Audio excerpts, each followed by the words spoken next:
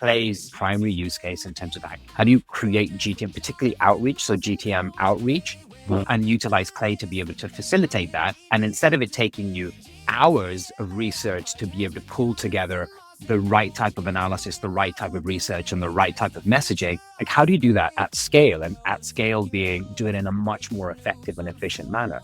I think GTM AI podcast with Jonathan Moss and Coach K, where you get the latest with AI and GTM today. GTM AI podcast with Jonathan Moss and Coach K. Tune in now, don't delay. Well, good morning, good evening, good afternoon, everyone. It is I, Jonathan Carford, aka Coach K, and I am pleased to have a good old friend of mine on the podcast today.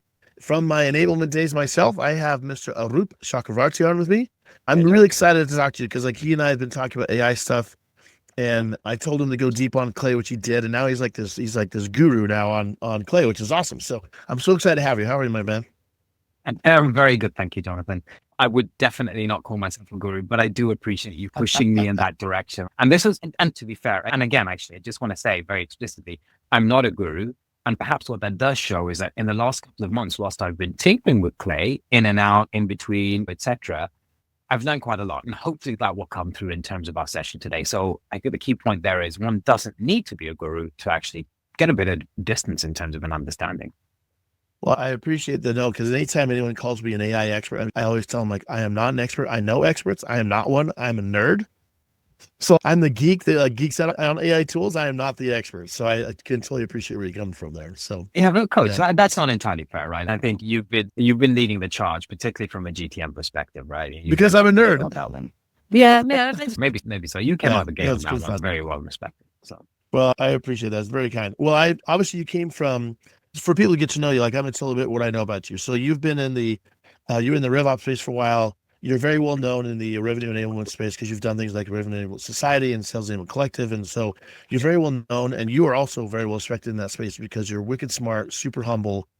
And when you started to lean into this Clay thing, I'm like, it's so perfect because for me, my opinion is RevOps enablement people like yourself, like you're unique because you have both enablement and RevOps background. So you have that kind of mix of both worlds.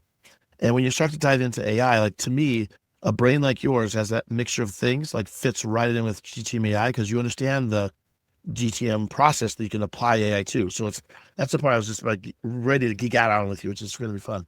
So for people who don't know you, tell me the non-resume, non-LinkedIn version. Like who is Arup and how'd you get here? So I live just slightly north of London. I have been in the ops and enablement space for the entirety of my career. I have a son. He is now in secondary school and he's turning into a teenager, which is very interesting. There's been some door slamming recently, so I'm trying to get my head around that too, and not allow that to have an emotional impact on me. And as you mentioned yourself, actually, and again, just come back to the kind of the career pathway thing. Absolutely, I've loved being in and around.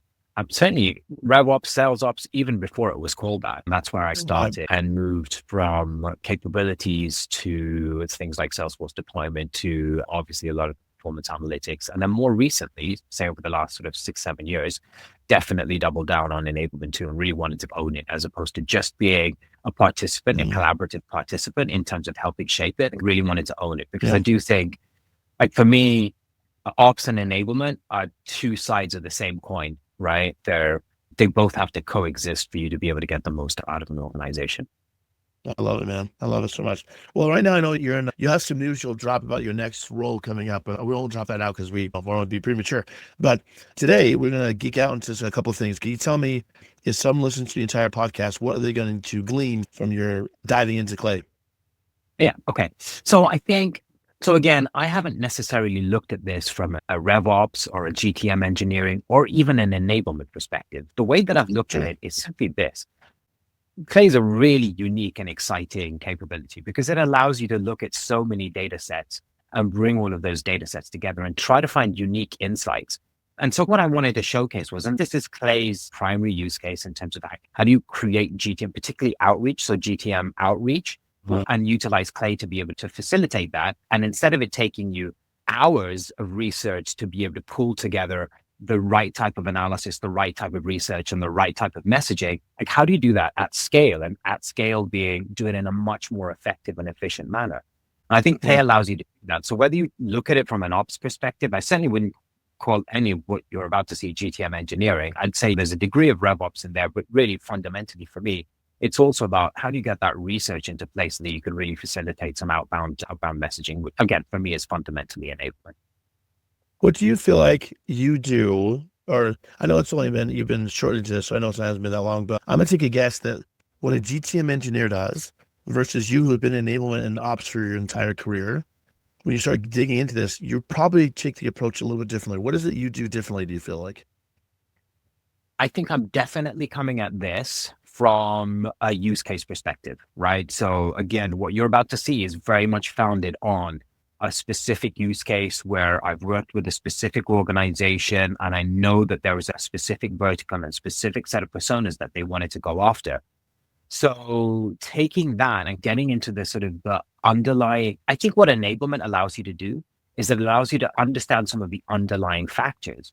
Why did a particular individual in a particular role make a buying decision? What were some of the factors there? And they're not necessarily always hard, very evident, very quantifiable factors. A lot of times they're really soft, almost unquantifiable factors. So how do you get to some of that and then tease that out and then go, okay, let's work on this within the context of Clay. I love it, man. I love it. Let's dig into it, shall we? Let's do it. Let's do it. Okay, so let me Let's do it. let me share. And for anyone who's not aware of Clay, which I highly doubt my audience is not, but just in case, describe how would you describe Clay? Yeah, so I think this was definitely an eye opener for me. So I'm going to go over. So just give me a sec, coach. I'm just going to go over to the right window. And then what I may have to do is equally just have you open in a separate window too, so I can just still see you. There we go.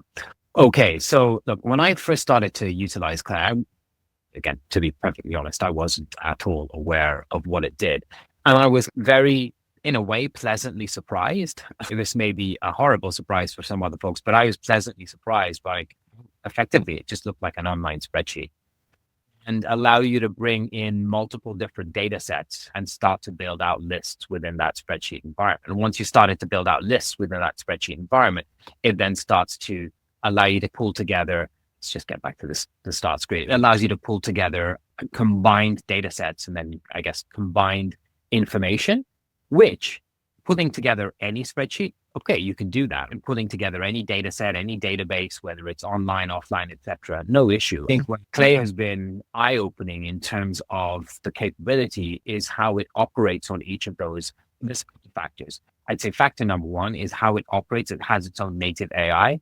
Yes. As well as tying into any of the kind of the obviously sort of the kind of marquee LLMs, and you can utilize those kind of tie-ins to be able to analyze information. So any kind of information set that you bring into the spreadsheet, you can then analyze that, which is great. The second factor is that it has a lot of, and I guess the Clay team has spent a lot of time doubling down on this. It's got a lot of relationships with data vendors where they've now set it up in such a manner that you can access a lot of that data. The entire kind of Clay economic proposition is based on credits. So you buy a set of credits at the start of each month, I think quite a handsome number. And then you can burn those credits based on the type of data that you want, whether you're putting in your own data and operating on your data. So you burn some of those credits utilizing AI, or whether you need to bring data in from other providers such as ZoomInfo or Cognizant or any of those folks, and you can bring that data and then operate on that and burn your credits on that too. So I think it's a really comprehensive space where it's starting to function as a platform because you bring in your own data or you can bring in data from other providers. So you have a kind of a one-stop shop platform-based approach, but then also you can kind of operate really intelligently on the data that you're manipulating in that space. So it's been massive.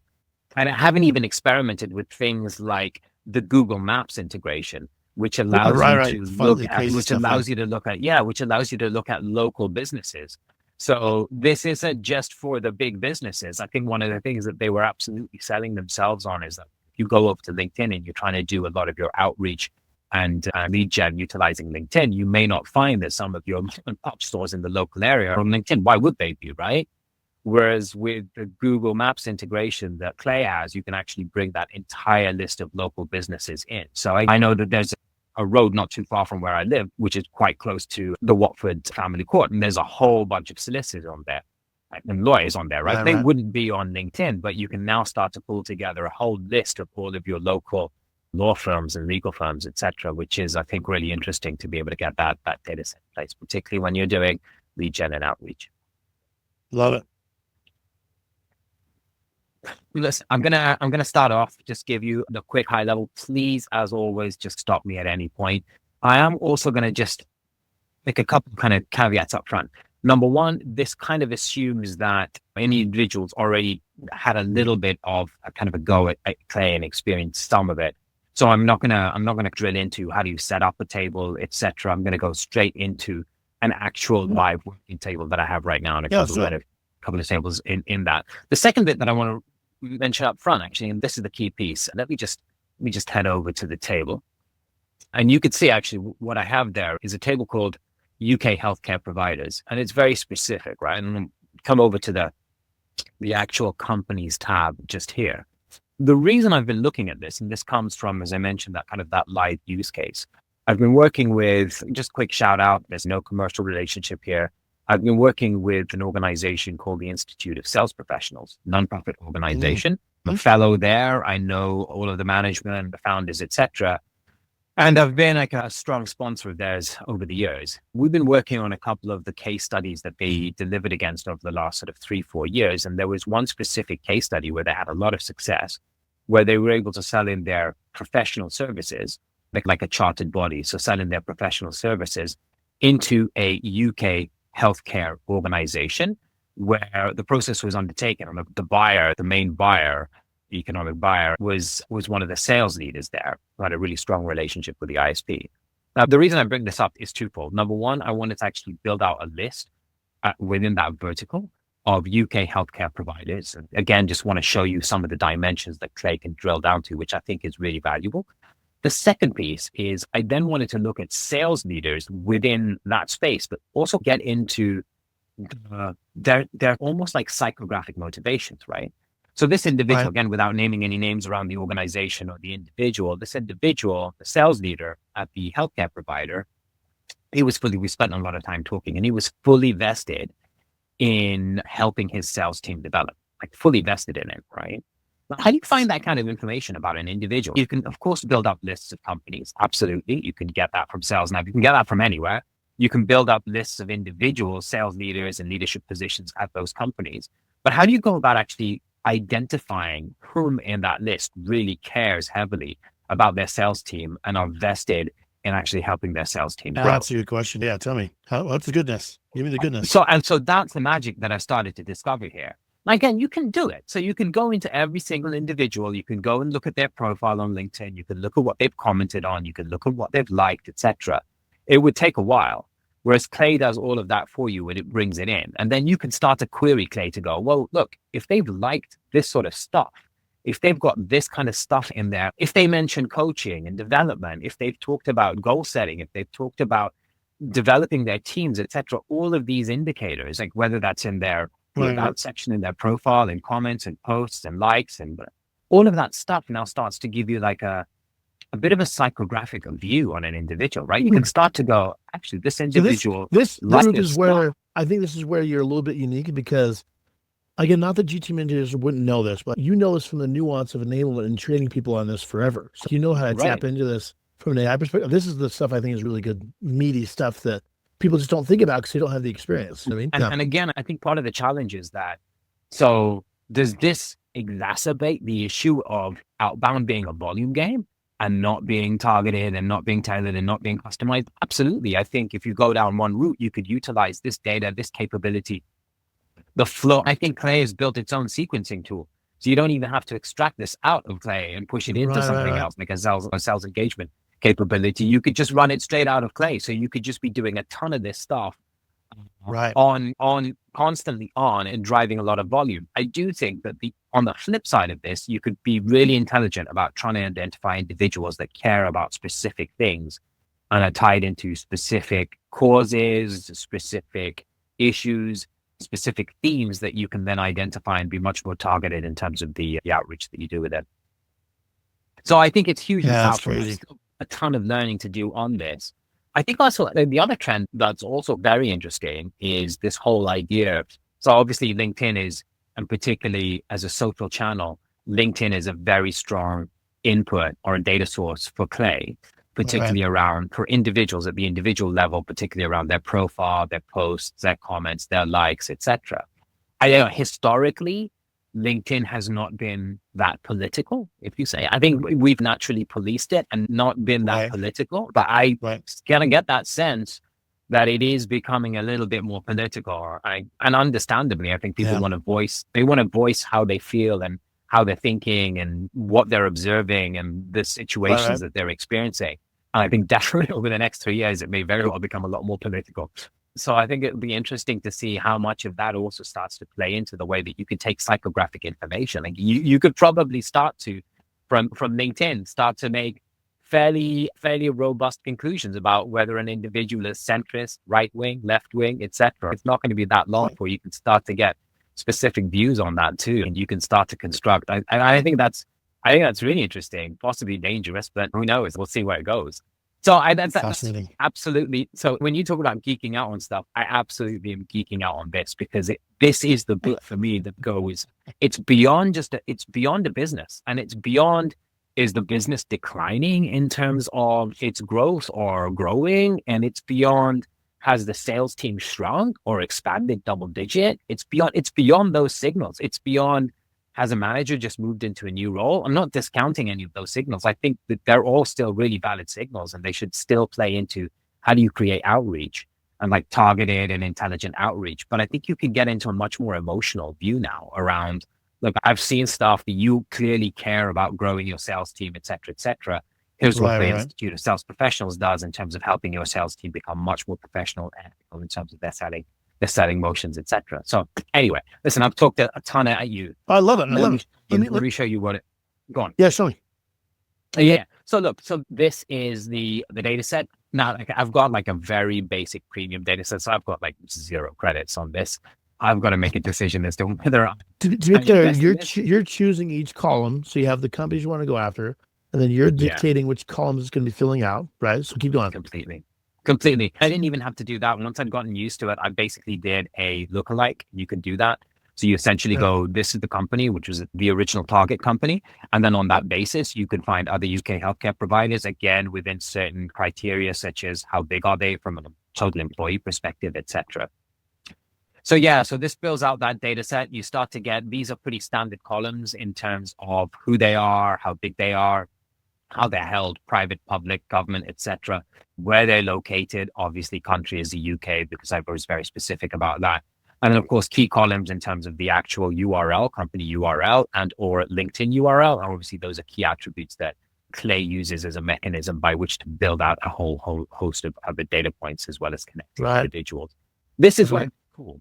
This is where it gets cool, because the first thing is, this is UK healthcare. So I don't know at first glance, do those businesses focus specifically in B2C? Because it could just very easily be a B2C healthcare provider, right?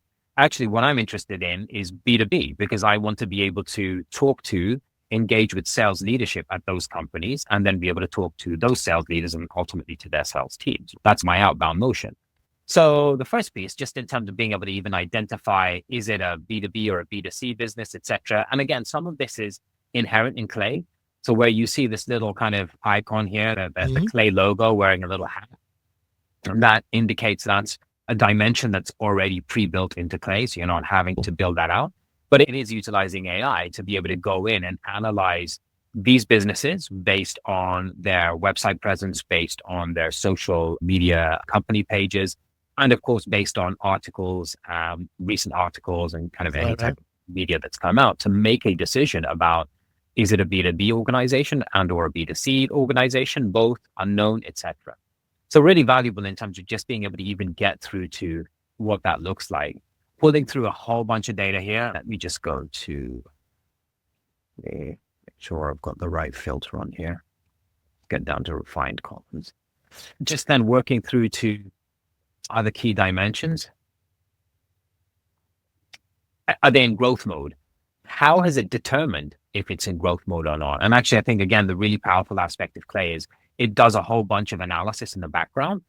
Just to give you a quick view, columns like this, where I've gone, I just want a bit of thematic analysis in terms of the last 10 articles. So you can give me, go and source the last 10 articles or the last 10 pieces of media that were published on that business or that organization. Go get it, pull it back. What's key here is when it does pull it back, it pulls it all back. Again, apologies if this is a bit geeky. It pulls it all back in a kind of a JSON format. So you've got all of the content and the text all pulled together, and you can operate and analyze and work on that.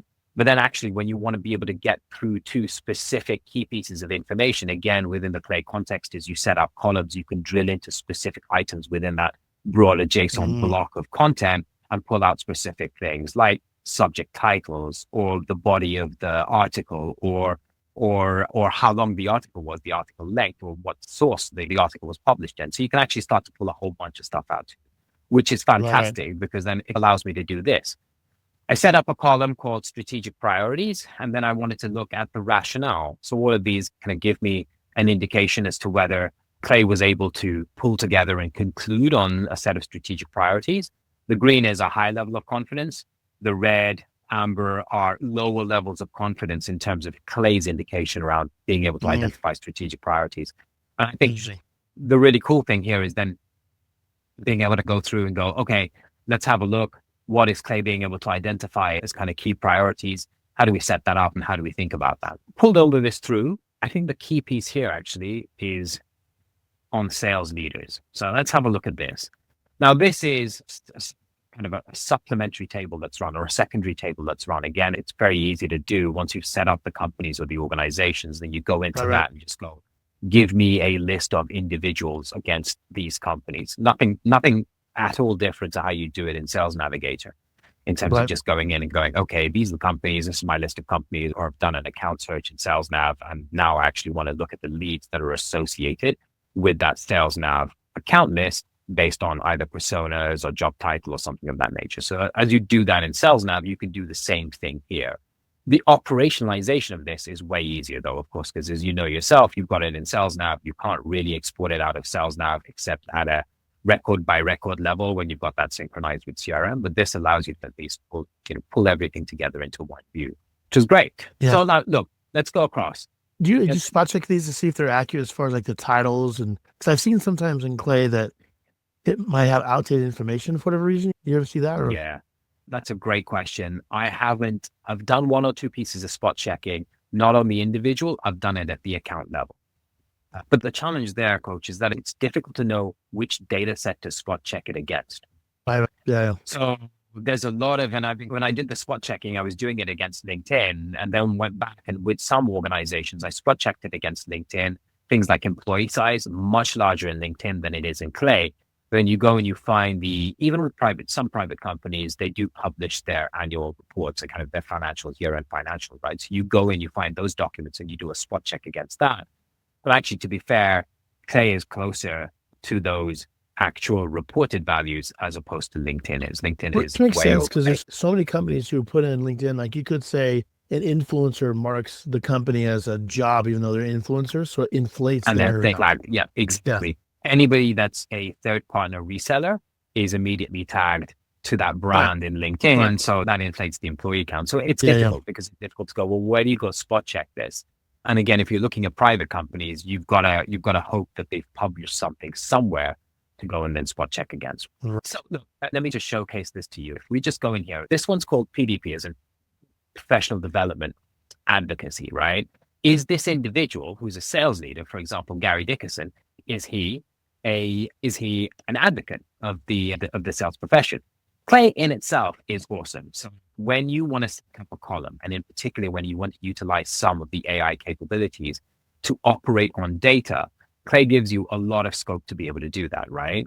What you can see here is a prompt, a very structured prompt in terms of the context, the objective that needs to be achieved, which is essentially go through this individual, their social posts, their comments, their profile, and come back and let me know, is this individual an advocate for the sales profession? And give me a scaling in terms of a strong advocate, a moderate advocate, or a weak advocate.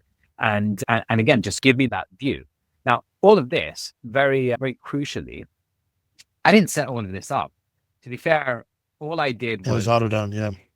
auto done completely. And Clay does a fantastic job of pulling everything into place. So if we just hit the generate button, let me just show you what that means. So I can very easily and simply just type in what I want to achieve, point to a few fields, specifically fields as in columns of data within the table that I want to point to and specifically operate against to be able to get the AI to do its processing on that. And then once you hit the generate button, Clay comes back and fills the rest of this all in, right? And just gets it all completely filled in so that it does the whole job for you. And it's pressure testing itself as well. So it's making sure that certain guardrails put into place. There's a lot of functionality in here. For example, things like let me show you something fast. columns. This right here, from a prompting perspective, like the only other way to mimic this is if you put all the LinkedIn information into the prompt itself so the AI could have it. But instead of doing that, it's calling all the information via context in the prompt. It's not taking up space in the prompt itself, which is pretty cool. So like we do something similar in Momentum where you call it the Salesforce, but this thing inside of Clay is like, I don't think people understand how awesome this is, because then the context of that data set of whatever it is inside of the prompts, you can respond better. So the response it's going to give you is way more accurate than would have been without that information. You know what I mean? It's pretty cool. Yeah, completely. And it's so easy to operate on as a I'm not an expert at all. The toggles on here toggle the field on and off in terms of, is it absolutely required to be able to perform the prompt and process the prompt? Is it required? Is it not required? So you've got a lot of flexibility in terms of even how you structure the prompt and the way that you want the data to be processed in the context of the prompt. So you can set your guardrails up, but you can loosen it up as well. So you can allow the AI a lot of autonomy in terms of trying to factor out how does it want to process and analyze the data. This field, this was a column I literally just set up to be able to, because the response contains the actual calibration. Is it strong, weak, moderate, etc. And it has reasoning in there, and it has a whole bunch of other stuff. So I set up 2 columns so that I could just get through to the text. So it's cool. So for example, here we'll have a look at Rafal Gag. So Rafal is a strong advocate of the sales profession. And then the other column that I pulled out here was, well, what's the advocacy reason? So actually, let's expand that and have a look at that. Well, Rafal consistently promotes the development of people, internal progression, coaching style. His authored content explicitly frames leadership as a practice of growing others. So again, he may not have specifically drilled in on sales, but that was okay. When I was setting all of this up, I went back and forth, as you do with anything iteratively. I first started off with a very narrow focus on, is this leader an advocate for the sales function? And then I was a bit like, actually, to be fair, I'm just being too narrow here. Is this leader an advocate for professional development?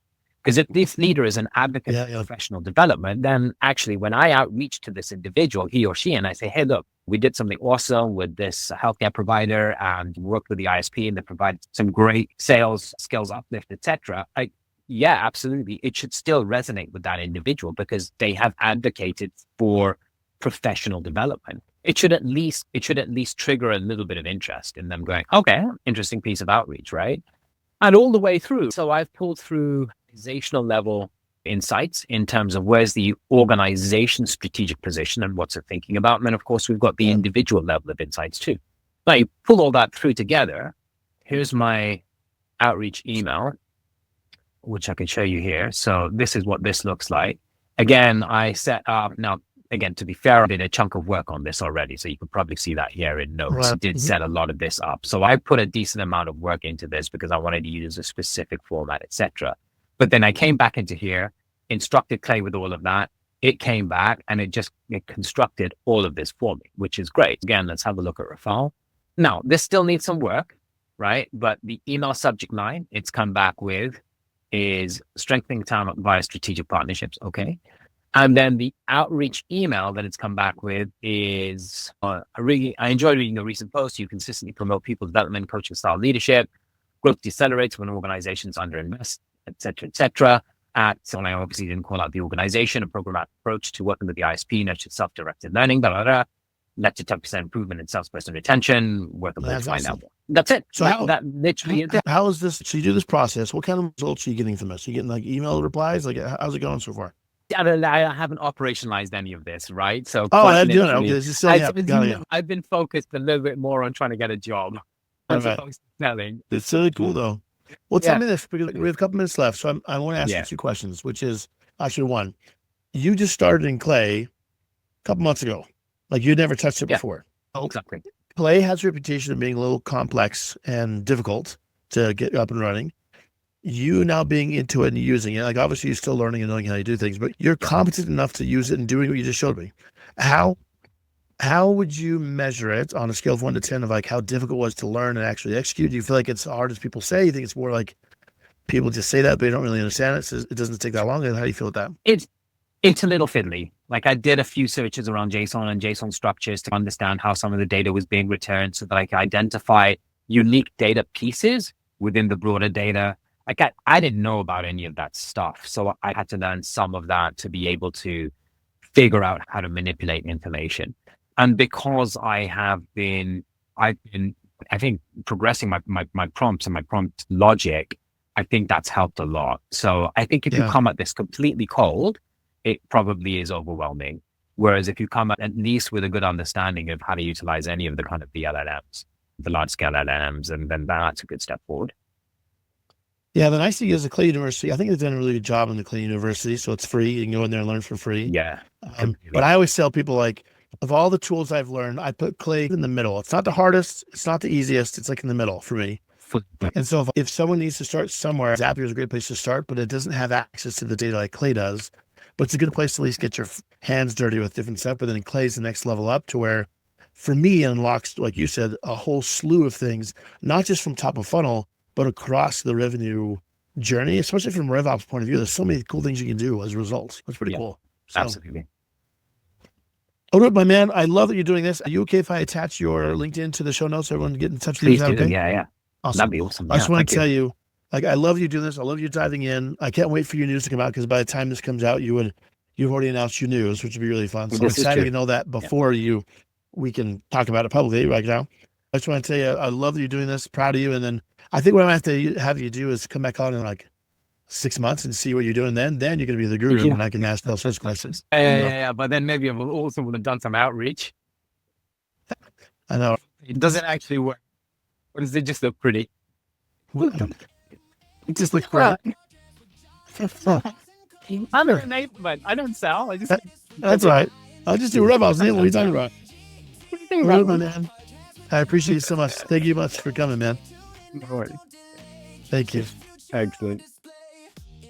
Thanks for listening to the GTM AI podcast. Please like, subscribe, and come back for more.